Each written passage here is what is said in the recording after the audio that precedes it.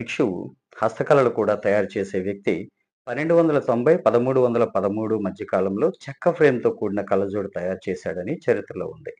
అయితే అవి పుస్తకాలను దగ్గర పెట్టుకొని చదవాల్సిన పరిస్థితి ఉండేది.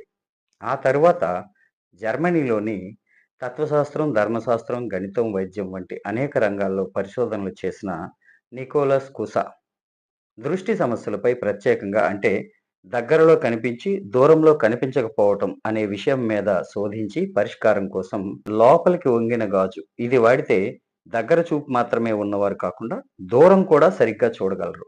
అంటే కేవలం పుస్తకాలు చదవడం మాత్రమే కాకుండా దూరంగా స్పష్టంగా చూడాల్సిన అవసరాలు ఉదాహరణకి ఖగోళ పరిశీలనలు, సముద్ర ప్రయాణాలు ఇలా దూరంగా ఉండే వాటిని కూడా ఈ లెన్స్ బాగా ఉపయోగపడింది. తరువాత 16వ శతాబ్దానికి వచ్చేసరికి యూరప్‌లోని లెన్స్ తయారీదారుల దగ్గరే దగ్గరి మరియు దూరం లెన్సులను వేరువేరుగా అభివృద్ధి చేసి, వేర్వేరు చూపు యొక్క లోపాల కోసం ఉపయోగించారు. 18వ శతాబ్దంలో అమెరికాకు చెందిన బెంజమిన్ ఫ్రాంక్లిన్ పైభాగంలో దూరం చూడటానికి, కింది భాగంలో దగ్గరగా చదవడానికి వీలుగా ఉండే గ్లాసులను అమర్చారు. ఇవే నేటి బైఫోకల్ స్పెటికల్స్.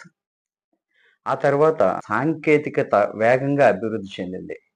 1825లో జార్జ్ ఐర్వ్ ఇంగ్లాండ్‌కి చెందిన ఖగోళ శాస్త్రవేత్త ఆస్టిగ్మాటిజం కోసం ప్రత్యేక లెన్స్‌ను డిజైన్ చేశాడు.